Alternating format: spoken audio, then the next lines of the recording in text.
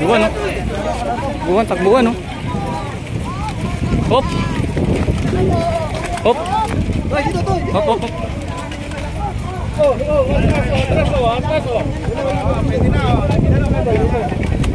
Nakatapon tayo.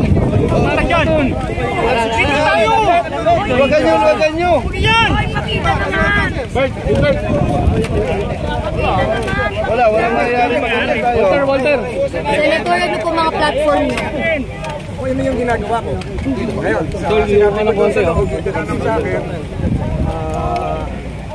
ano yung ipo-focus mo sa next na term mo?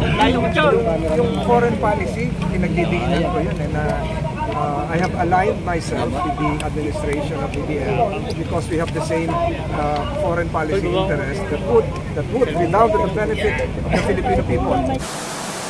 Sa kahirapan ng bawat Pilipino, yung kung takot sa pagkakasakit, walang pambayad sa ospital, walang pambili ng gamot, mauubos yung ipon. Libreng gamot at libreng pagpapagamot, gawin na po natin ito. Yan po yung ating mga layunin.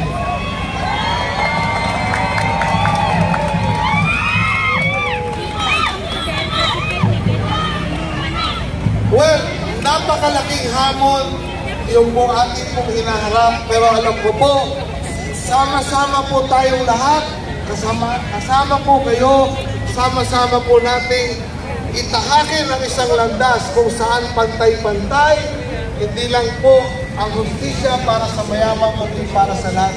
Isang lipunan kung saan winner tayong lahat. Kaya po natin ito. Pag tayo ay sama-sama, walang laban na hindi kayang ipanalo.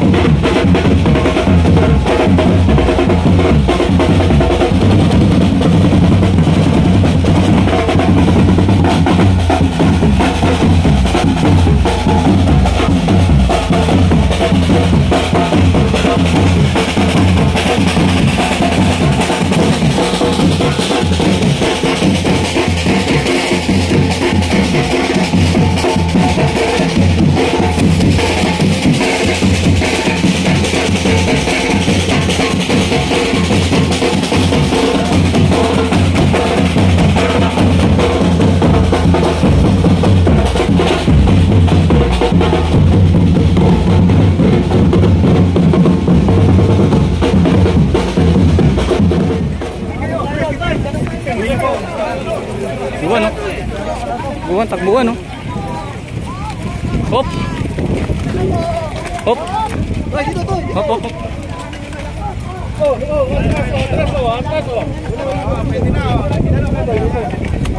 Nakatapon tayo. Marang yan. Sige tayo. Huwag nyo!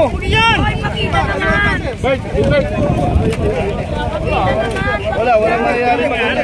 Walter. Senator, ano po mga platform nyo? Kung ano yung ginagawa ko. Ngayon, sa akin,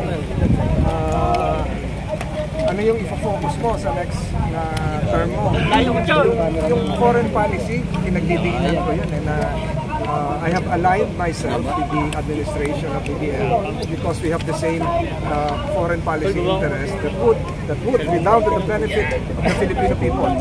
For instance, we have to engage multiple countries so far as our problems in the West Philippine Sea coast. Not just one country, and we have to engage them diplomatically to achieve likewise our economic objectives, among others. So, yun. And as a lawyer, and as your majority leader, I think we've been in sync with what the current administration has been doing, especially the its 8-point economic agenda. Senator, kamusta po yung paghain po ng COC ngayon? Okay naman, seamless, mabilis. Side naman.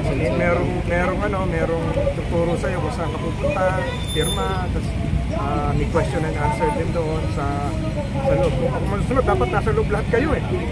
Dapat nandun na lahat yung pero may accredited data sila, no? Pang-ilan po kayo, Senator? Na nag-fight? Hindi ko alam eh. Pero ako yung first re-electionist. Nag-fight. Sabi nung nag-receive.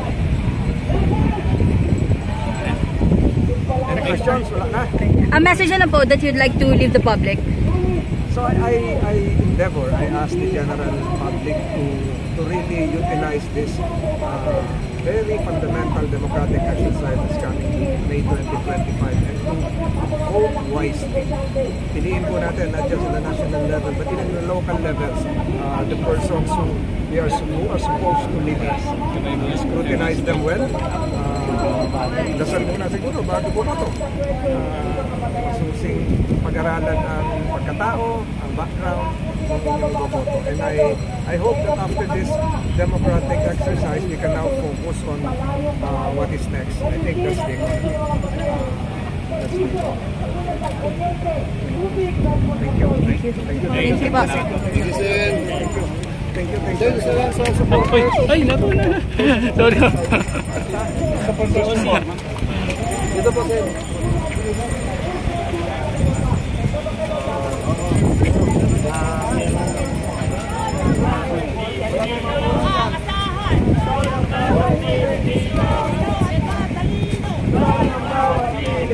Simpleng tao! Ng bawat Pilipino! Aasahan! Ng bawat Pilipino! Talino at matalino! Ng bawat Pilipino!